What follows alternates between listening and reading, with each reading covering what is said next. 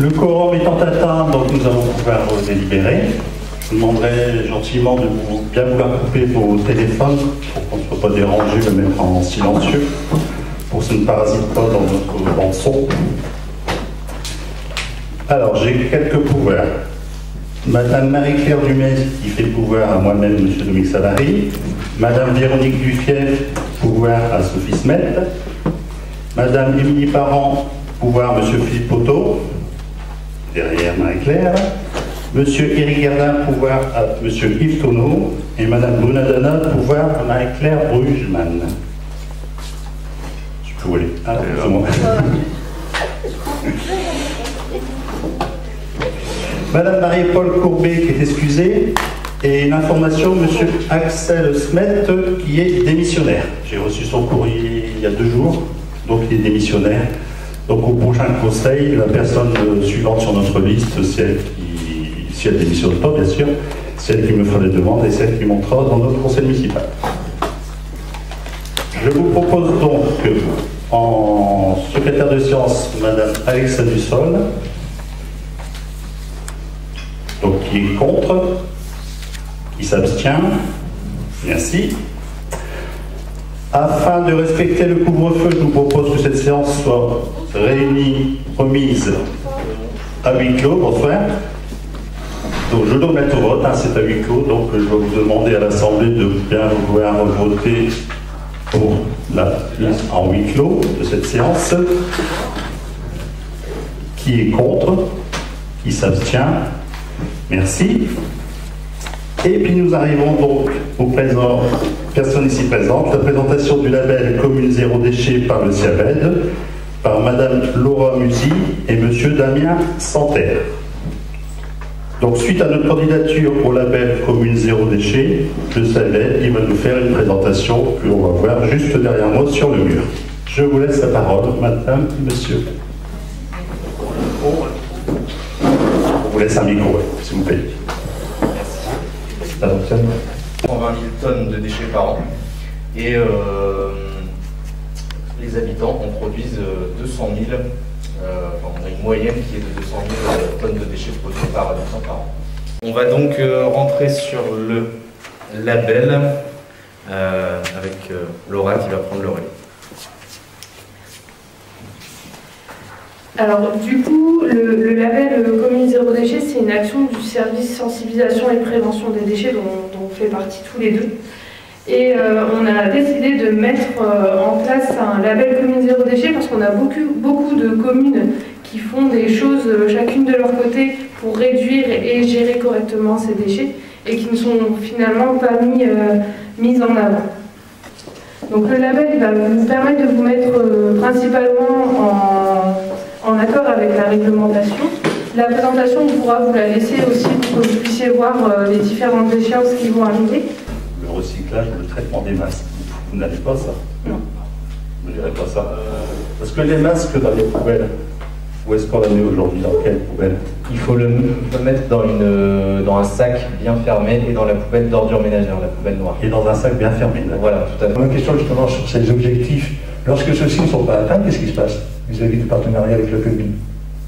Vous n'avez pas les actions que vous avez choisies, à part peut-être sur le pourcentage d'étiquettes vertes pour évaluer la qualité du tri, ou le fait d'augmenter le nombre de foyers équipés en composteurs.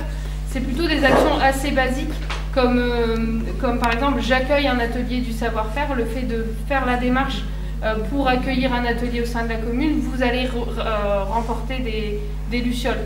Puis si les lucioles sont affichées à l'entrée de la ville, c'est ça l'objectif, un peu comme les arrobases ou oui, voilà. Les fleurs. Bon, on va pouvoir continuer notre séance de conseil. Donc je vais laisser la parole à M. Prouver pour les délégations du conseil municipal au maire. Alors, décision portant modification d'un marché. Le 2 novembre 2020, relatif à l'acquisition de matériel informatique, d'intégrer au bordereau des prix unitaires du marché passé en procédure adaptée pour l'acquisition de matériel informatique à fin 2020, le produit suivant.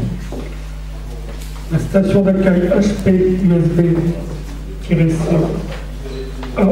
Universal Dock G2 au tarif unitaire de 223 hors taxe, soit 267,60 € TTC. L'approbation du compte rendu du dernier conseil municipal qui date du 16 décembre, donc tout le monde a reçu les dossiers en sa possession. Y a-t-il des questions sur ce compte rendu? Qui est contre? Qui s'abstient? Merci. Les jeunes sont la richesse de notre pays. Au regard de cette situation, le conseil municipal de Trie, Saint-Léger, appelle le gouvernement à agir urgemment en créant un minimal social inconditionnel à destination des 18-25 ans qui pourrait être mis en place directement dans tous les départements. Paragraphe. Pour les jeunes actifs, la crise qui s'annonce avec la contraction d'emploi de l'intérim des petits boulots va accroître encore des situations de pauvreté en creusant nécessairement les inégalités. De nombreux jeunes, diplômés ou pas, vont se retrouver sans ressources. C'est de ce paragraphe-là qui parle. Oui, ok. À la contre, qui s'abstient. Merci à vous et puis surtout merci pour, on parle des étudiants aujourd'hui, mais on pourrait parler bien de situations catastrophiques sur pas mal de domaines, ne serait-ce qu'on pense toujours aussi à la culture, les restaurants, enfin le sport, tous ces domaines-là. Merci à tout le monde. La deuxième motion, donc là, comme vous le savez, fermeture d'une classe à l'école maternelle Jean Massé. On vous propose aussi une motion que Madame Langevin va pouvoir nous expliquer. On va en parler si tu le souhaites. Pour résumer, en deux mots, mais tout le monde est au courant, mais on va quand même redonner l'information pour que ce soit clair. On nous annonce pour la rentrée prochaine la fermeture d'une classe à l'école maternelle Jean Massé, donc aussi d'une suppression de postes, bien sûr, puisque ça va de pair, et des actions sont engagées pour lutter contre cette fermeture. Certains élus, je les remercie, et des administrés se sont rendus à l'école lundi matin, dès l'ouverture, même avant l'ouverture.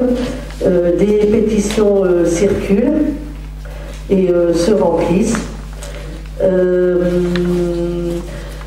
Les parents d'élèves sont reçus en mairie et nous travaillons de concert pour la suite de cette lutte. Donc il ne faut pas baisser les bras, même si à l'inspection académique, pour eux bien entendu c'est acté, mais il faut que l'on dise que l'on n'est pas d'accord et que l'on avance nos arguments pour tenter de maintenir cette classe.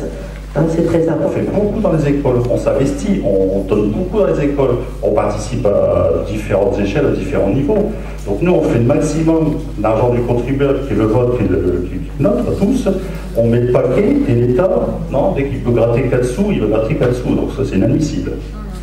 Activité du service de l'eau pour l'année 2019. Je vais laisser Madame Chopin-Kistel, qui est d'ailleurs VP au niveau du syndicat des eaux. Alors, pour information, le comité syndical du CEV a approuvé, lors de son comité en date du 7 décembre 2020, les rapports annuels périmètre ex-CIRVAEP, périmètre ex-SIDERC sur l'eau potable, le prix et la qualité du service public présentés par Suez aux France pour l'année 2019. Les 25 communes membres doivent donner leur avis sur les documents que le CEV leur a transmis. Alors voici ce qu'il faut retenir. L'eau distribuée provient de 8 usines de production, 7 sur le territoire de l'ex-CIRVAEP et 1 sur le territoire de la ex-SIRDEC. L'ensemble des usines a produit 11 384 283 m3 en 2019. Il y a 23 réservoirs de bâches d'une capacité totale de 30 820 m3. Il y a 1 167 600 km de réseau de distribution. Il y a 74 857 branchements, dont 263 en plomb. Il y a 84 202 abonnés, représentant 200 762 habitants. La consommation globale facturée des communes de l'ancien CERVAEP était de 7 112 354 m3 et de 1 183 400 m3 pour les communes de l'ancien CIRDEC, soit une hausse de 169 424 m3 par rapport à 2018. Les rendements des réseaux s'améliorent. 82,8% pour l'ex-CERVAEP, plus 4,1% par rapport à 2018. 73,6% pour l'ex-CIDERC, plus 4,3% par rapport à 2018. Les renouvellements réalisés par Suez Eau France ont été les suivants. 7,427 km de réseau et 938 nouveaux branchements. Alors pour Tristan-Léger ont été concernés la rue Curie, l'usine Fontenelle et la place de la Résistance. Pour conclure, le prix de l'eau au mètre cube était au 1er janvier 2020 à 2,63 €, basé sur une consommation de 120 mètres cubes contre 2,40 € au 1er janvier 2019. Madame l'adjointe Malika s'exprimer. Alors, ce projet émane à la fois du lycée et de la municipalité. L'idée, c'est de venir en aide aux étudiants et aux lycéens, dans le sens où les étudiants, par rapport à leurs difficultés financières, et les lycéens qui doivent produire sur les plateaux pédagogiques des plats, des desserts, du pain, etc., des pâtisseries, etc. La difficulté qu'éprouve le lycée, c'est la vente des productions qui partent à la poubelle quand on ne trouve pas preneur. L'idée était de mettre en place un projet de solidarité entre des jeunes de même âge, quasiment. Et montrer aussi par là que des élèves de section professionnelle pouvaient venir en aide à leurs pairs qui, eux, sont plutôt... Alors, il ne faut pas prendre ce que je dis de façon péjorative, mais c'est ce que ressentent les élèves de professionnels, par des étudiants qui sont plutôt dans l'intellectuel, entre guillemets. Donc c'est une façon aussi de créer un lien, créer du lien. Donc la proposition qui est faite et qui sera, si le conseil municipal le vote ce soir, sera l'élaboration d'une convention entre la ville et le lycée. Donc la ville achèterait les repas qui seraient offerts aux étudiants de la ville de Trie, les étudiants de la ville de Trie, c'est-à-dire les étudiants qui habitent la ville de Trie. Ça veut dire que ce sont les étudiants dont les parents vivent à Trie, mais aussi les étudiants qui viennent d'ailleurs faire leurs études sur Valenciennes ou sur le Mont-Louis. Une plateforme téléphonique est mise en place, elle sera diffusée après le vote de ce soir. Les étudiants pourront téléphoner, s'inscrire, dire moi je voudrais tel jour ou tel jour. La ville communique le nombre de repas au lycée et les étudiants iront au lycée par contre chercher ce qu'ils ont commandé. Et ensuite... Et c'est 100% gratuit pour l'étudiant? Oui. D'accord. Oui. Voilà. C'est bon? Il y a des questions? Pas de questions? Qui est contre? Qui s'abstient? Merci beaucoup. Alors, mise en place du dispositif passe-permis citoyen. Donc là, je vais laisser la parole à Madame Boujman. Alors, la commission formation insertion handicap a travaillé sur le dispositif passe-permis citoyen au cours de sa réunion du 26 novembre 2020. À savoir que tous ces membres y sont favorables à l'unanimité. Le passe permis citoyen consiste à allouer une aide forfaitaire aux jeunes âgés de 17 à 29 ans, domiciliés à Tris-Saint-Léger, passant le permis de conduire pour la première fois, titulaire ou non du code. Cette aide est versée en contrepartie d'une action citoyenne de 70 heures au sein de la collectivité ou d'une association de Tris-Saint-Léger. Les dossiers de candidature seront examinés au regard des critères suivants. L'urgence de la demande par rapport à une entrée en formation ou à l'accès à un emploi, teneur du projet professionnel ou de formation d'ailleurs, nature de la contribution citoyenne proposée, recherche d'aide supplémentaire pour financer le permis de conduire. Le montant de l'aide financière est fixé à 650 € par jeune. Sur les critères en fait d'attribution, qu'est-ce que vous entendez nature de la contribution citoyenne proposée? En fait, dans leur dossier, soit dans une association, soit dans un service de la ville. Donc ça peut être une action au sein d'une association sportive, ça peut être une action au sein du CCAS. Il faudra que les objectifs soient bien clairs, évoluables et mesurables. Il faudra qu'on puisse faire quelque chose de sérieux. Il ne faudra pas que la notion de citoyenneté soit un peu faussée en acceptant des missions qui n'en soient pas des réelles. Prestations offertes aux administrés de la commune. Donc là, c'est une demande de la perception, le trésorier municipal qui demande d'énumérer. C'est pour ça que vous avez une délibération avec plein d'actions que l'on mène déjà sur la commune. Il nous demande de passer une délibération parce qu'on devra la joindre lors du mandat de paiement. Il faudra joindre des informations. C'est juste une partie administrative qu'il faut mettre au bout du jour, les mettre en place pour qu'ils sachent qu'est-ce que nos administrés sur la commune peuvent bénéficier. C'est juste de l'administratif. Il y a des questions là-dessus? Pas de questions? Qui est contre? Qui s'abstient? Merci. Alors, on en parlait justement, les tiges. Donc là, je vais plus laisser la parole à notre adjoint de la sécurité, monsieur Dominique Prézot.